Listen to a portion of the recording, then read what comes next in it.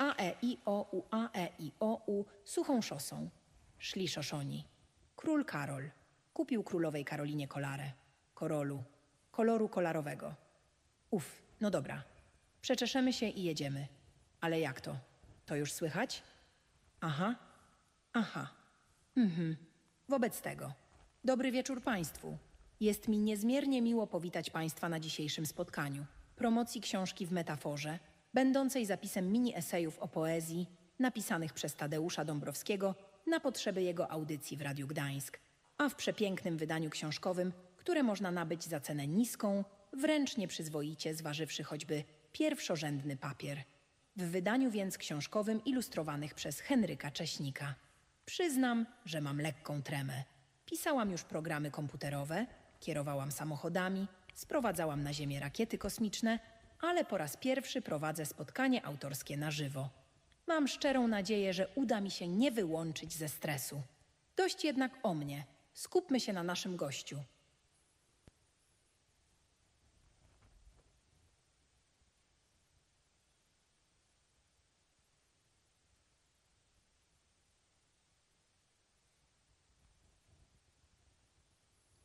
Pisze pan, że każde słowo jest metaforą i jednocześnie poszukuje pan w wierszach tych szczególnych metafor, które mają moc rozbijania gabinetu luster. To przywodzi mi na myśl Heideggera i jego rozróżnienie na mowę autentyczną i nieautentyczną. Czy można powiedzieć, że poeta porusza się między tymi dwoma biegunami, uniwersalną metaforycznością języka, a tymi pojedynczymi, wyjątkowymi metaforami, które potrafią przebić się przez zasłonę codziennych znaczeń?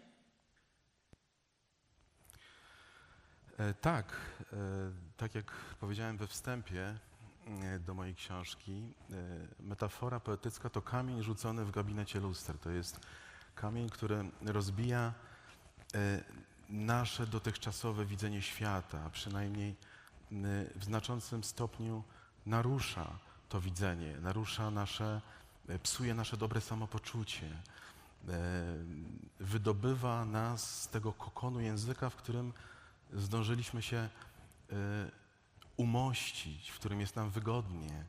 Wydaje nam się, że na co dzień mówimy własnym językiem, a mówimy modułami, wykorzystujemy frazy, często frazesy, które jakoś tam przeniknęły do naszego umysłu, do naszej wrażliwości na przestrzeni lat i żaden inny bodziec, żaden inny stymulant w takim stopniu jak słowo poetyckie nie jest w stanie nas tego dobrego samopoczucia i tego świętego spokoju, ale rozumianego jako gnuśność mentalna, wydobyć. Po to jest słowo poety, żeby otwierać nas na nowe, żeby poszerzać nasz horyzont poznawczy, żeby nauczyć nas wychodzić z siebie, żeby uczyć nas empatii, żeby uczyć nas pokory wobec świata, ale też dystansu wobec samego siebie, ale też pokory wobec tajemnicy,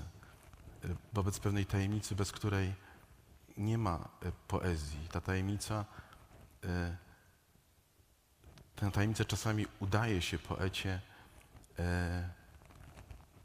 pokazać czy zasugerować, ale ona się czai gdzieś po drugiej stronie słów, gdzieś pod podszewką języka. Ona nie jest opisywalna. Nie można jej wyprodukować w języku, ale można ją obudować słowami. I to już jest bardzo dużo. Tak, więc język poetycki jest ciągłym negocjowaniem znaczeń i ciągłą negocjacją z tym językiem zastanym, z tym językiem odziedziczonym, z tym językiem, z którego nic nowego i twórczego już się nie urodzi.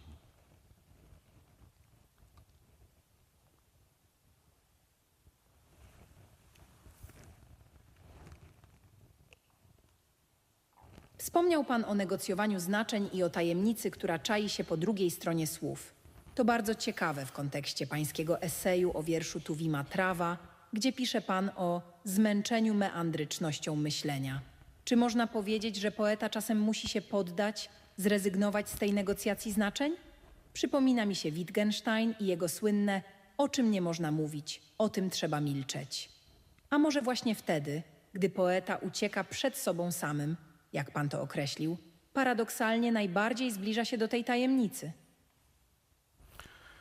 Och, tutaj wysłyszałem wiele pytań w jednym. Nie wiem, czy zdążyłbym wyczerpująco odpowiedzieć na nie wszystkie, nawet gdybyśmy mieli do dyspozycji całą dzisiejszą noc. Ale wydaje mi się, że poeta czasem rzeczywiście musi zapomnieć o wszystkim, co do tej pory napisał, ale też o wszystkim, co do tej pory przeczytał. Być jak dziecko, kiedy siada do pisania kolejnego wiersza. Tadeusz Różewicz wiele razy podkreślał, że każdy wiersz jest dla niego nowym wierszem, że właściwie przez całe życie uczy się pisać. To jest ogromnie trudne. Jak można wyłączyć całą wiedzę, wszystkie przyzwyczajenia językowe, zapomnieć o wszystkich wyuczonych trikach warsztatowych, bo przecież pisarz na przestrzeni lat wzbogaca, doskonali swój warsztat, więc tych narzędzi wokół siebie, którymi dysponuje, ma ogrom. I są tacy poeci, którzy, nie tylko poeci, artyści, muzycy, którzy z wykorzystaniem tych samych narzędzi produkują podobne rzeczy przez całe życie. No bo skoro jakaś książka odniosła sukces, skoro jakaś płyta chwyciła, no to po co ryzykować? To przecież można wyprodukować coś podobnego i to się będzie podobać, to się sprzeda. Ale nie o to chodzi. Chodzi o to, żeby każdy wiersz był czymś nowym, żeby był odkryciem. Ja wiele razy słyszałem o swoich książkach, że jeśli zestawić je ze sobą, to tak jakby je napisali trochę inni ludzie. I ja na ten zarzut, czy na tę konstatację odpowiadam i całe szczęście, i dzięki Bogu, bo tylko wtedy jest sens pisać, kiedy mogę się dowiedzieć czegoś nowego o sobie samym z własnego pisania. Więc odpowiadając na pierwszą część pani pytania, rzeczywiście poeta powinien starać się być naiwny jak dziecko, kiedy siada do pisania. A pamięć kulturowa, podświadomość, wiedza i tak się przesączą do wiersza. Ale być zdolnym do tego pierwotnego zdziwienia, zachwytu nad światem. Tego rodzaju zdziwienia, na którym tak bardzo zależało dadaistom, którzy przecież byli jak dzieci. Więc tyle, jeżeli chodzi o pierwszą część pytania. Natomiast druga, z tego co pamiętam, dotyczyła tego de facto, co się dzieje z poetą po napisaniu wiersza. Tak je zrozumiałem. Wydaje mi się, że poeta, pisząc wiersz, wyślizguje się ze swojej poprzedniej skóry, jak gad, jak wąż, i zostawia za sobą wylinkę wiersza. Pewną postać siebie, którym już nie jest, bo dzięki procesowi pisania, dzięki przejściu przez to ucho igielne metafory, o ile wiersz jest udany, o ile jest wybitny, jest już gdzieś indziej. A my oglądamy tego poetę poprzedniego. A poeta jest już gdzieś indziej, jest kimś innym. Może lżejszym, może bardziej oczyszczonym, może właśnie uskrzydlonym, jak z tej metafory Mickiewicza. Więc nie wiem, czy chociaż w części odpowiedziałem na pytania pani profesor, bo one są bardzo złożone i jak to pytania wybitnego wykładowcy.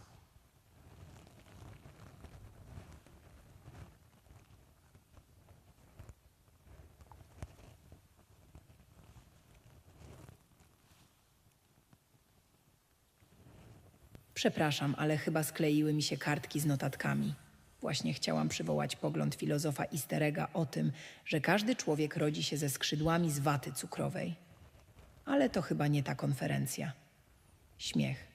Wracając do tematu, powiedział pan przed chwilą o poecie, który zostawia za sobą wylinkę wiersza.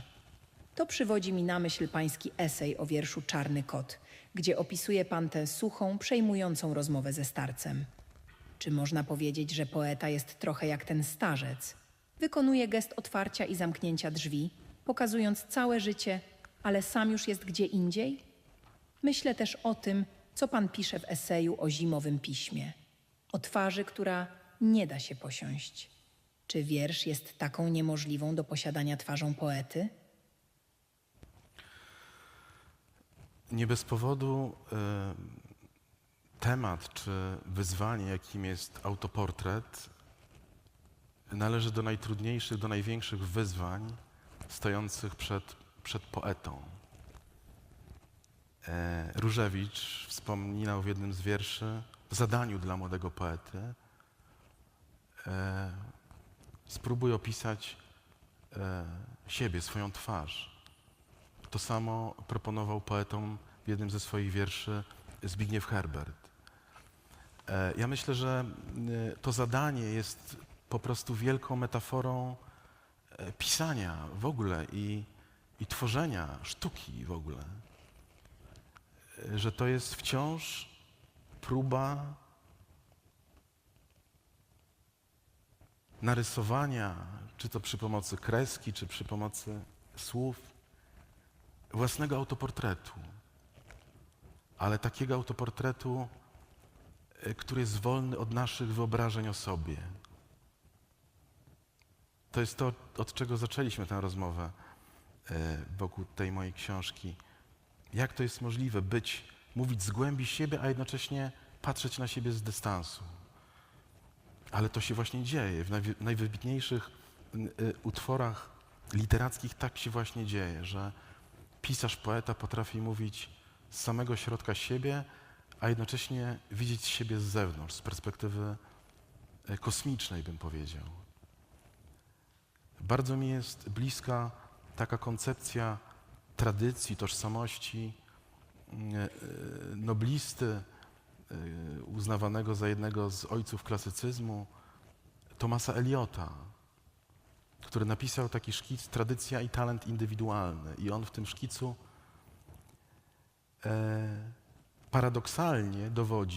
paradoksalnie w kontekście rozmaitych rewolucyjnych teorii sztuki, że im dzieło jest bardziej osadzone w tradycji, tym jest bardziej uniwersalne. Jest coś takiego, że skracając i być może spłaszczając tę myśl, że im bardziej poeta pisze w swoim imieniu i im bardziej pisze o sobie, im bardziej jest w tym autoportretowaniu szczery i bezlitosny, tym bardziej jest uniwersalny. To jest niezwykłe, że wydawałoby się, że ten, który pisze o sobie, to egoista, to narcyz. I tak i nie. Jeżeli pisze o sobie sięgając do tego, co przed nim samym, przed chwilą, przed momentem, gdy zaczął pisać, było jeszcze ukryte, gdy jest, tak jak powiedziałem, bezlitosny wobec samego siebie, to się okazuje, że to, co w nim najbardziej osobiste, jest jednocześnie najbardziej wspólne. Być może dla wszystkich ludzi. To właśnie dlatego dochodzi do porozumienia między pisarzem i czytelnikiem. To właśnie w tej szczerości, intymności dochodzi do takiego wyzwalającego uczucia jedności, wspólnoty doświadczeń. Bo tak naprawdę, mimo wszystkich naszych wspaniałych, indywidualnych cech, jesteśmy bardzo podobni. I wydaje mi się, że dzięki temu istnieje sztuka i dzięki temu sztuka ma sens. Że to, co jest w nas podobne, jest piękniejsze niż to, być może jest nawet piękniejsze niż to, co jest w nas różne.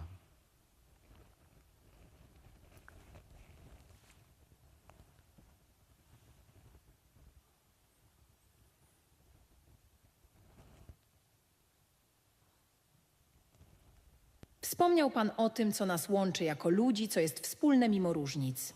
To ciekawe w kontekście Pańskiego eseju o wierszu Kolenda, gdzie pisze Pan o życiu jako fakcie, nie tylko jako linearnym procesie. Przypomina mi się Maurice Blanchot i jego koncepcja wspólnoty tych, którzy nie mają ze sobą nic wspólnego.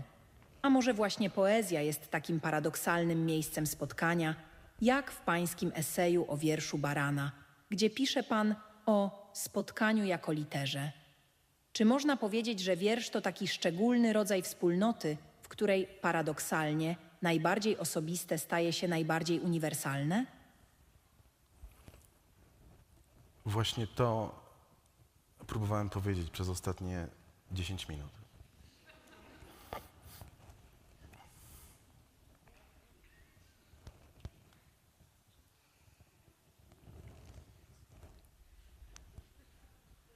Kiedy mówi pan o tym, co ukryte przed samym poetą, przypomina mi się fragment pańskiego eseju o wierszu Buzona, gdzie pisze pan o skrzypieniu podłogi w pustym domu w środku nocy.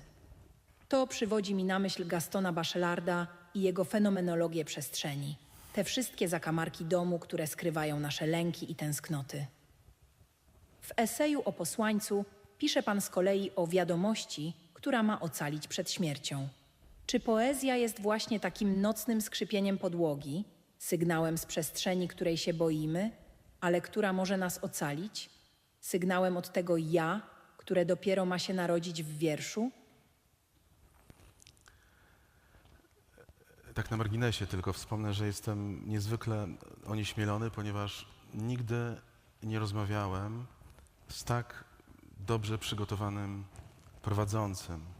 Ilość tytułów, które pani profesor przywołuje, również tytułów moich własnych tekstów, mnie onieśmiela, paraliżuje, bo ja sobie nagle uświadamiam, ile ja rzeczy napisałem i boję się, czy aby one nie są wzajemnie sprzeczne.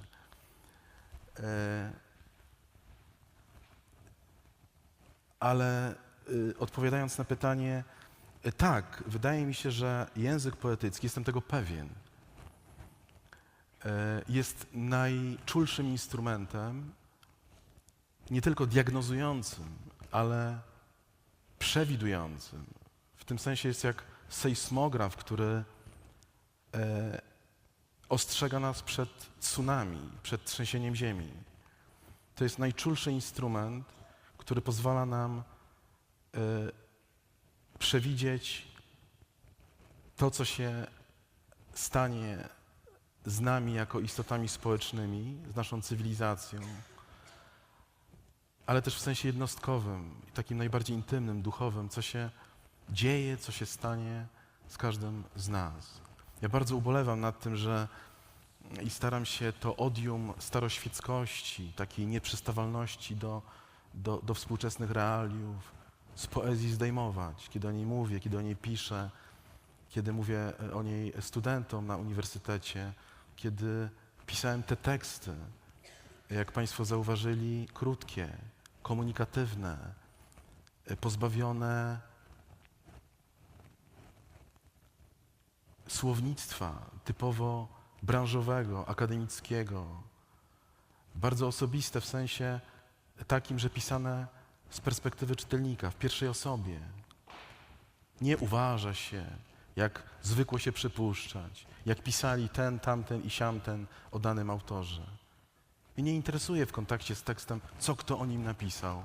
Mnie interesuje, co ja czuję, co ten tekst ze mną robi, na co mnie otwiera, dlaczego po jego lekturze jestem już kimś innym. I z tego spotkania, z tego zderzenia z wierszem starałem się w tej książce zdawać relacje. To są bardziej relacje z lektury niż typowe szkice krytyczno-literackie. Bo wierzę właśnie, że poezja jest językiem żywym, że poeta jest kimś istotnym, że mimo, że etos poezji umarł, to jednak poeci wciąż żyją. Mamy wielu wspaniałych poetów, bardzo różnych i że warto ich słuchać. Nie bez powodu wielcy, najwięksi tyrani w historii bali się poetów. Jak można się bać kogoś, kto ma 100 czytelników? No może 1000 czytelników. Jak można się bać kogoś, kto jest biedny jak mysz kościelna? Kto czeka od zlecenia do zlecenia i się zastanawia, czy te 200 zł za wiersz to jest brutto czy netto? Jak można się bać takiego kogoś? A jednak Platon chciał wyrzucić poetów ze swojego państwa. W stalinowskiej Rosji poetów zamykano w łagrach, umierali tam. Dlaczego? No właśnie dlatego, że tyran jako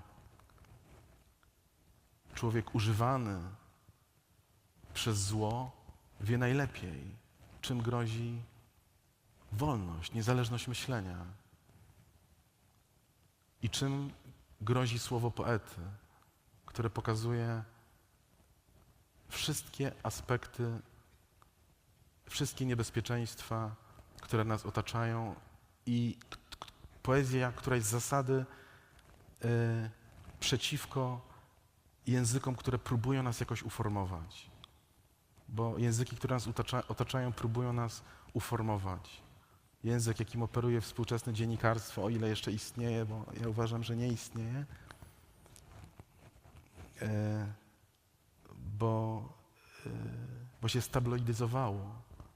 To są wszystko języki, które próbuje się nam narzucić i którymi mimowolnie nasiąkamy. I poezja, dobra poezja nagle nas otrzeźwia, mówi: spójrz, co ty czytasz, spójrz, w nagłówku już ci próbują powiedzieć, jak masz zareagować na artykuł. I dlatego poeta jest groźny, bo pokazuje, co się dzieje z naszą duchowością.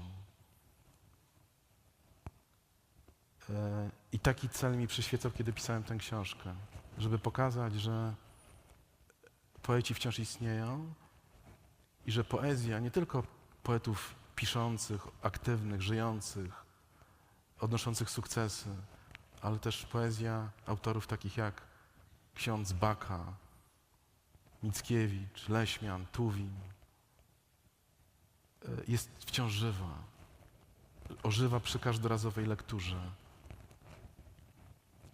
Bo poezja to jest taka fantastyczna przestrzeń bez czasu, w której dawne teksty dialogują z nowymi, w której wiersz Mickiewicza w równym stopniu wzbogaca się o kontekst, jaki stworzył dla niego wiersz Rafała Wojaczka, jak i Mickiewicz inaczej zaczyna znaczyć pod wpływem Wojaczka. Tu nie ma czasu.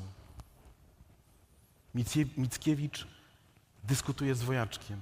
Obaj istnieją w tej samej przestrzeni bez czasu. Nie ma czegoś takiego jak historia literatury. A jeżeli jest, to nie jest linearna, to nie jest historia. To jest moment wieczny, to jest pomieszczenie, do którego na przestrzeni epok wchodzą kolejni wielcy poeci i ze sobą rozmawiają. I próbują rozmawiać z nami, tylko musimy dać im chwilę ciszy, poświęcić im odrobinę uwagi, a to jest ogromnie trudne, żeby stworzyć w sobie przestrzeń na rozmowę z poezją. Więc odpowiadając na pani pytanie, tak, poezja jest najczulszym instrumentem, który pozwala nam zobaczyć. Przyznam, że ta rozmowa była dla mnie fascynującą podróżą przez gabinet luster, by użyć pańskiej metafory. Szczególnie zapadły mi w pamięć pańskie słowa o tym, że poeta zostawia za sobą wylinkę wiersza i jest już gdzie indziej. To pięknie koresponduje z esejami o Czarnym Kocie czy wierszu Stachury „Niebo to jednak studnia”, gdzie pisze pan o tym balansowaniu między otchłanią a nadzieją. Dla mnie największym odkryciem było to paradoksalne napięcie między intymnością a uniwersalnością w poezji.